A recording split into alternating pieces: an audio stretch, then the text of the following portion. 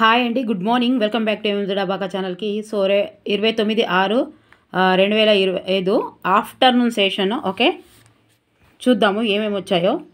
So చాలామంది social కొంచెం టఫ్గా వచ్చిందన్నారు. అండ్ తెలుగు కూడా మన వీడియోస్ చూసిన వాళ్ళు అందరూ చాలా బాగా రాసామని చెప్తున్నారు. థ్యాంక్ యూ సో మచ్ అండి. అండ్ ఫస్ట్ టైం ఎవరైతే చూస్తారో తప్పకుండా సబ్స్క్రైబ్ చేసుకోవాలి, లైక్ చేసుకోవాలి, షేర్ చేసుకోవాలి. బుక్స్ పక్కకు పెట్టి ఇక అయిపోయింది కదా టెట్ ఎగ్జామ్ అని పోవద్దు. దాని గురించి ఒక వీడియో తీస్తున్నా, వీడియో చూడరు. వీడియో చూసినాక మీరు ఎట్లా బుక్కులు ముట్టుకారో, ఎట్లా డైవర్ట్ అవుతారో చూస్తాను నేను. ఓకేనా, ఛాలెంజ్ చేస్తున్నా నేను. ఓకేనా, అంత మోటివేటల్గా మీకు వీడియో అప్లోడ్ చేస్తున్నా. సో ఈ రోజు అయితే వచ్చినాయి, తెలుగులో చూద్దాం మనం. ఓకే, మరి తప్పకుండా కామెంట్స్ రాస్తున్న ప్రతి ఒక్కరికి థ్యాంక్ యూ సో మచ్ అండి, ప్రతి ఒక్కరికి. అండ్ లైక్ చేస్తూ సబ్స్క్రైబ్ చేస్తున్న ప్రతి ఒక్కరికి చూడగానే లైక్ చేయాలి, జర చూడు ప్లీజ్. సో ముందుగా పద్యం అండి. అలా వైకుంఠపురం అట. వైకుంఠపురం అంటే ఏమనుకుంటారో, మీకు ఎవరు గుర్తుకొచ్చారు? నాకు తెలిసి ఇప్పుడు హీరో గుర్తుకొస్తాడు. ఇక ఎగ్జామ్ అయిపోయినా హీరో గుర్తుకొచ్చాడు. అలా వైకుంఠపురంలో అంటే బుట్టబొమ్మ అని గుర్తొచ్చిందా? గుర్తొచ్చు కానీ ఇదిగోండి, ముందుగా మన కొన్ని మన కామెంట్స్ చదువుదాము. ఇదిగోండి నిన్న రాసినవి.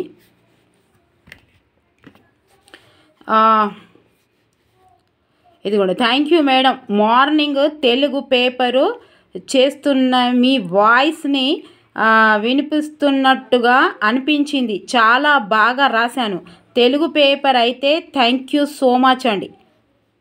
పేపరు 2లో తెలుగు షష్ఠి, పంచమి, తృతీయ తత్పురుష ఎగ్జాంపుల్ అని వచ్చింది మేడం అని చెప్పారు. ఇదిగోండి, గంగుల కబ్బం ప్రకృతి వచ్చిందని చెప్పారు. థ్యాంక్ యూ సో మచ్ అండి. ఇంకా ఇదిగోండి, తర్వాత ఇదిగోండి, మీరు చెప్పినవే వచ్చాయి మేడం, టైం వేస్ట్ కాకుండా తొందరగా పెట్టాము. థ్యాంక్ యూ మేడం, మోని గారు. ఇదిగోండి, తర్వాత ఇదిగోండి, శిరీష గారు. థ్యాంక్ యూ మేడం, తెలుగు బాగా చేశాను. ఓకే, పారిజాతం మేడం. ఇదిగోండి, నాకు కూడా మీరే గుర్తొచ్చారు madam. Thank you so much. Okay, ఇదిగోండి, చందమామ పడాని తిరిగేసి రాయండి అని అడిగారు madam. Okay madam, thank you so much అండి మీ అందరికీ.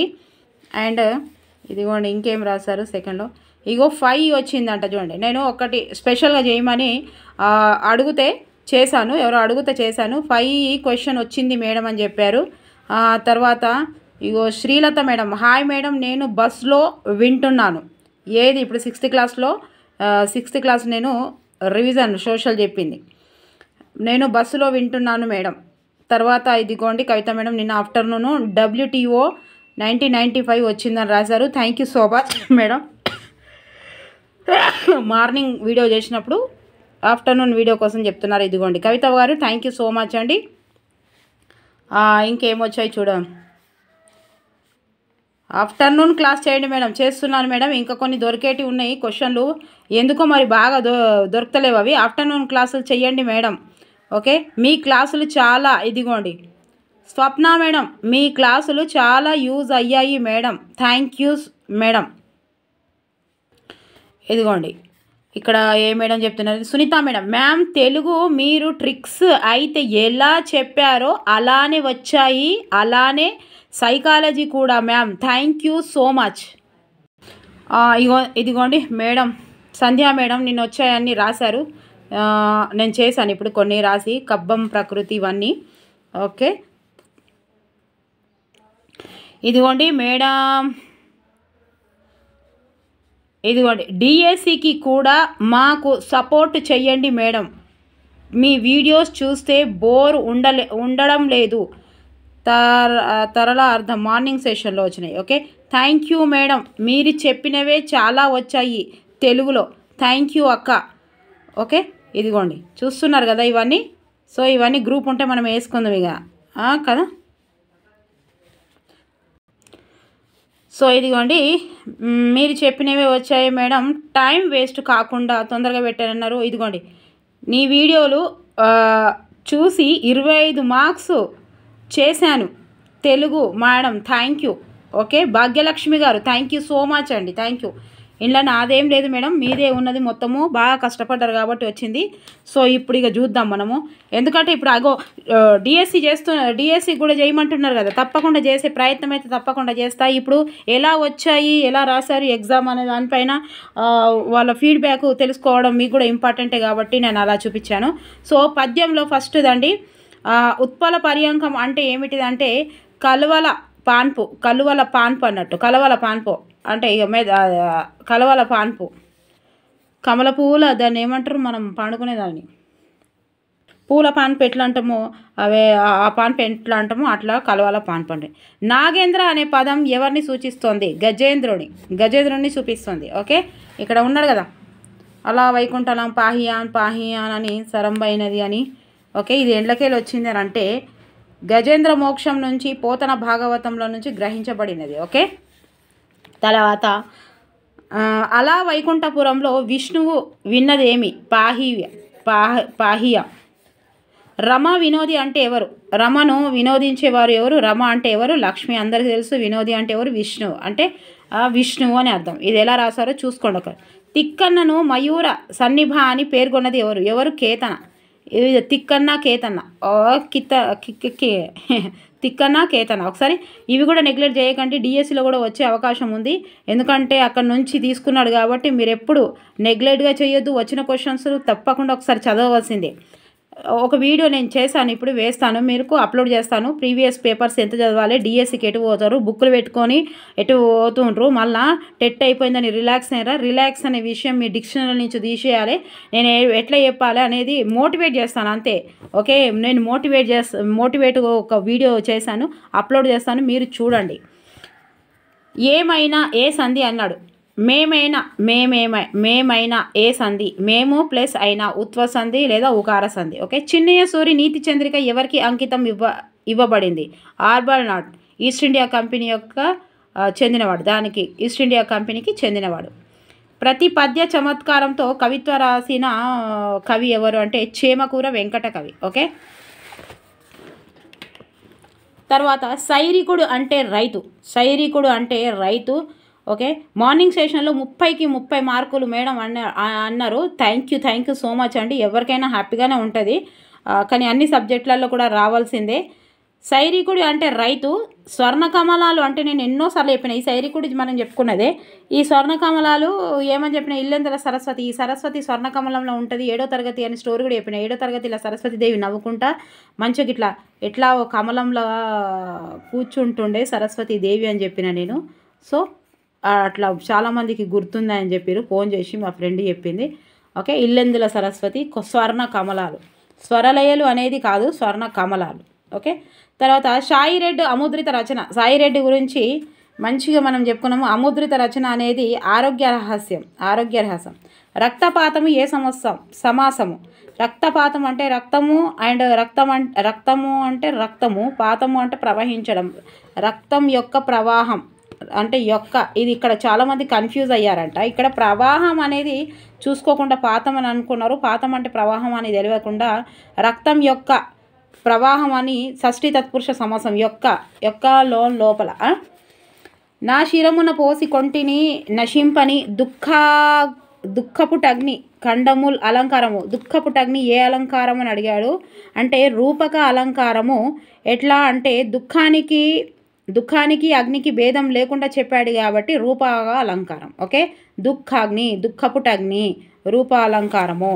తర్వాత కంబము అని చెప్పారు, స్తంభము కంబము అని, కబ్బము అని రాశారు, మేడం గారు కూడా రాశారు. సో వికృతి పదం కావ్యం. ఓకే గోల్కొండ పత్రికకు మొదట పేరు, అందుకే నేను సూరవర ప్రతాప్ రెడ్డి గారి చేశాను వీడియో. ఓకే ఇది ఏ పేరు? దేశబంధు. నిజాం ప్రభుత్వం ఒప్పుకోలేదని ఫస్ట్ దేశబంధు అని పేరు పెట్టాడు. నిజాం ప్రభుత్వం ఒప్పుకోదు, ఆయనతో ఉరిదిత్తదని మళ్ళీ దేశబంధు పోయి గోల్కొండ పెట్టుకున్నారు. తర్వాత 4 రోజుల తర్వాత ఇంకో ప్రజావా అని చేసుకున్నారు. అయితే ఫస్ట్ దేశబంధు అని పెట్టుకున్నారు. ఓకే తర్వాతనే గోల్కొండ అని పెట్టుకున్నారు సూర్యవరం ప్రతాప్ రెడ్డి. రేపు వర్షం పడవచ్చోనేమో లేదో అనేది సందేహము, ఇది అందరికీ తెలుసు. ఓకే సందేహాత్మకవాదం. చతుర్మాత్ర గణాలు తెలుసు కదా, నల గగ భజస, నల గగ భజస. ఓకే, ఏ మ్యాదుల ఇత్తునకు సంధి, ఏ మ్యాదుల ఇత్తునకు సంధి ఏంటిది? వైకల్పికము. ఓకే, తర్వాత ఇక్కడ ఏంటి? మతము అన్నాడు.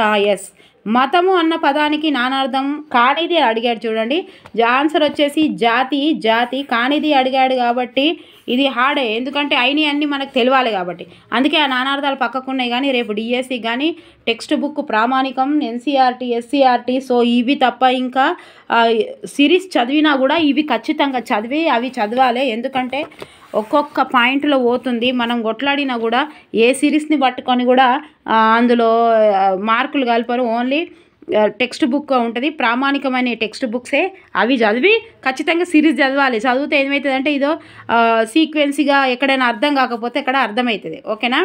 ఇక దీని మీద భాషకు అస్తిత్వానికి మధ్య గల సంబంధాన్ని వివరించి ఏ భాషావేత్త అని మెథడ్లో అడగడం జరిగింది. ఆన్సర్ వచ్చేసి జోసెఫ్ అండి. ఈ క్రింది దేనిని విశేషం అని అంటారు, క్రింది దేనిని అంటారు అని అడిచారంటే విశేషం పైన ఒక క్వశ్చన్ రావడం జరిగింది.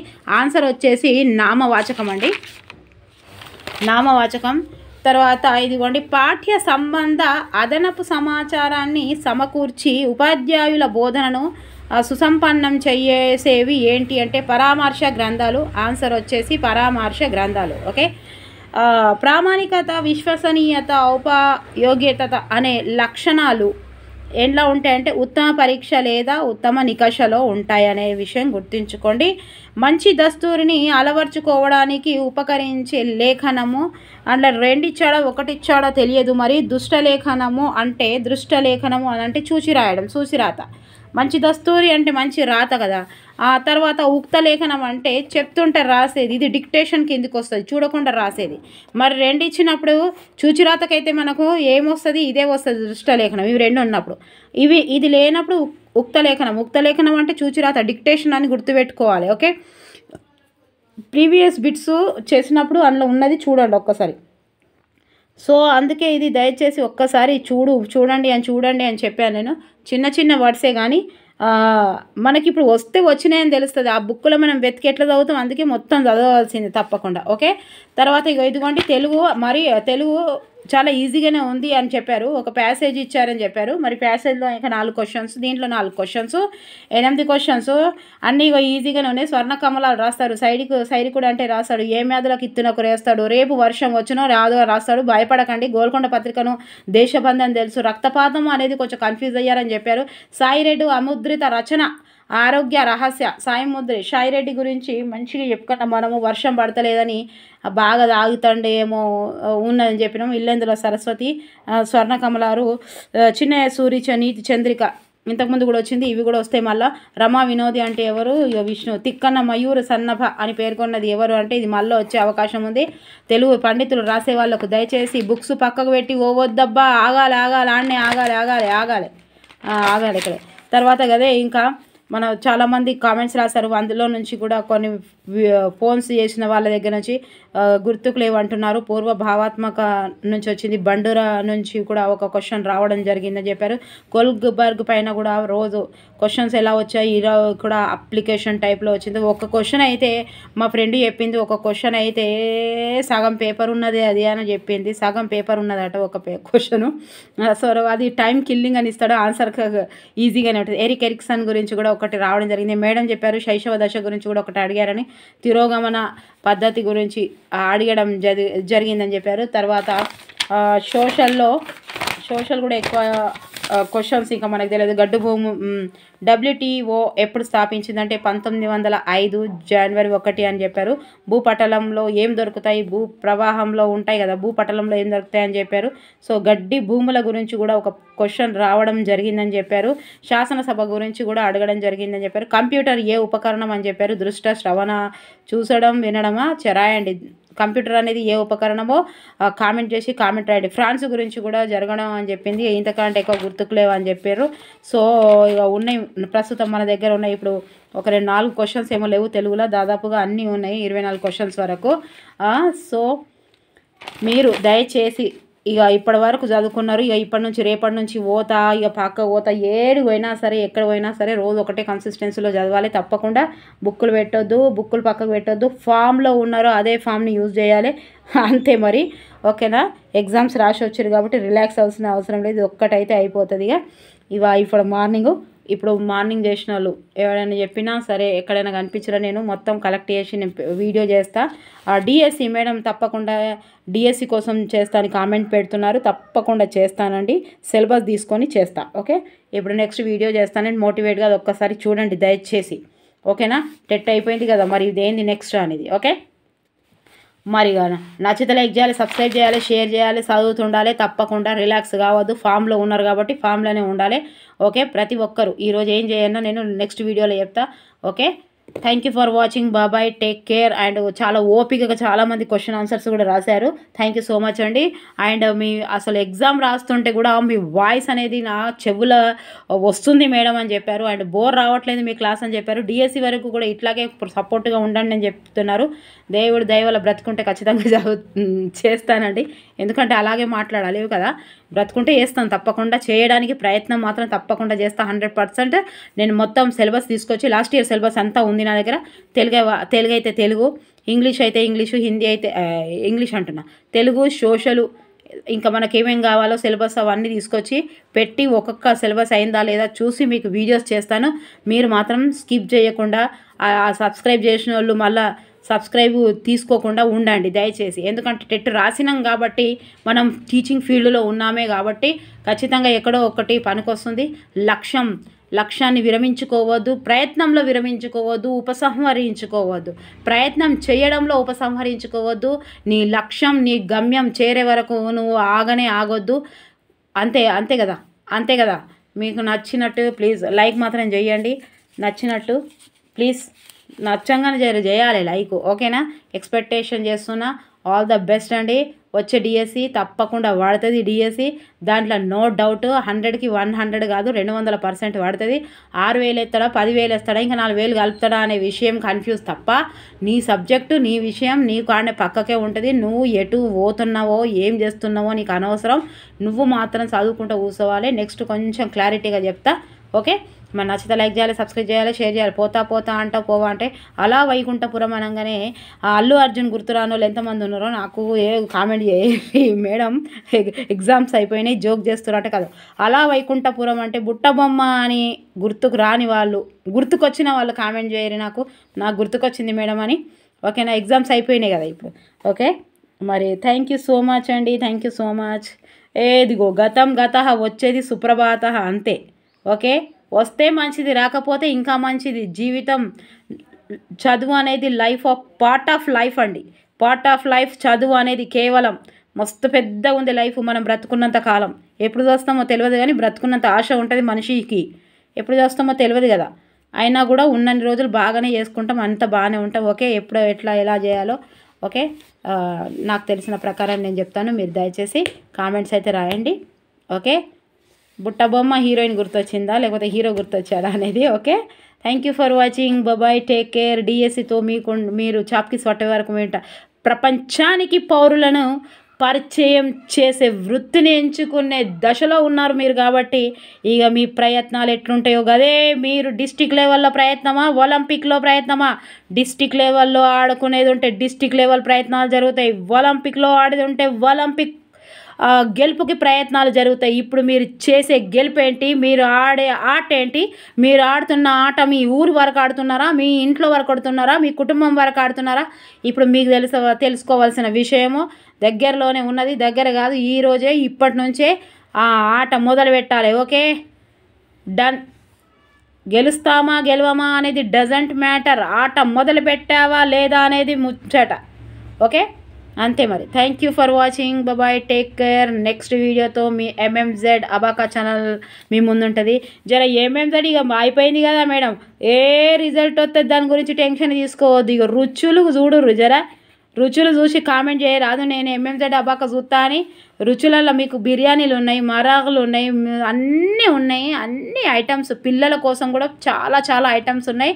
ఎంఎంజెడ్ రుచులు చూసి దాన్ని కూడా జర సబ్స్క్రైబ్ చేయడం. ఎంత హుషారున్నది మేడం చూసిరా. దానికి లింక్ పెడతాను. లింక్ పెడతలేదబ్బా. ఈ వంటలు కూడా అవసరం కదా. తిండి ఎంత అవసరము మనకు. ఈరోజు ఎగ్జామ్స్ అయిపోయినాయి కాబట్టి మీకు చూడుర్రి. పిల్లల కోసం హెల్తీ ఫుడ్ చాలా చాలా సూపర్ ఉంటాయి. ఒక్కసారి చూడండి. కొంచెం ఇటు మొన్న కొంచెం తక్కువ అయినాయి అంతే. వంటలు చేస్తున్నా కానీ ఇక దీనికే టైం ఉంటలేదు కదా. దానికి ఇక వీడియో అప్లోడ్ చేయాలి, ఎడిట్ చేయాలి. నేనే చేసుకోండి. స్క్రీన్ ప్లే, దర్శకత్వం అన్నీ నేనేనా ఇక అన్నిటికీ నేనే కాబట్టి ఇక కొంచెం కష్టమైతే ఎవరైనా చేసిస్తే మంచిగుండు. ఒకసారి చూడుర్రి. ఇది కూడా ఎంఎంజెడ్ రుచులు ఒకసారి చూడుర్రి. మస్తు మంచిగా ఉండి వండి పెట్టుర్రి. ఇంప్రెస్ కొట్టేయాలి. ఓకేనా. తల్లిలాగా, భార్యలాగా, కోడల్లాగా, అక్కలాగా, చెల్లిలాగా ఇంప్రెస్ కొట్టాలంటే ఇది ఒక్కటే. సూపర్. రైస్ ఎవరు పెట్టరు. 1,00,000 కోడలు 1,00,000 జీతం సంపాదించినా టమాటా కూర మంచిగా ఉండరాదు. దానికి సాటిస్ఫాక్షన్ కాదు. 1,00,000 రూపాయలు తీసుకొస్తుంది కదా నా కోడలు అన్నది. ఏ మంచి కూడా దాని ముఖానికి వండనే రాదంటారు. సో ఇది చాలా ఒకవేళ ఉద్యోగం రాకుండా బ్రతకొచ్చేమో కానీ ఇక్కడ ఏంటిది వంటలు రాకపోతే అంటే ఎవరు మెచ్చుకోరు మనకు. దీంతో ఒక కుటుంబంలో శాంతి భద్రతలను తీసుకురాగలుగుతాం. ఓకేనా. ఇక మేడం మళ్ళీ ఆధ్యాత్మికంగా పోయినాం అంటే పోతా మరి. ఓకేనా. ఒక్కసారి రుచులు అయితే చూడు. ఇవాళ జర ఈ వీడియో చూసిన వాళ్ళు ఆ రుచులు జర సబ్స్క్రైబ్ చేయాలి. తర్వాత చూద్దురు కానీ సబ్స్క్రైబ్ అయితే చేయరాదు. చేస్తారా మరి? చేయాలి. Okay. Thank you for watching. Bye. Take care.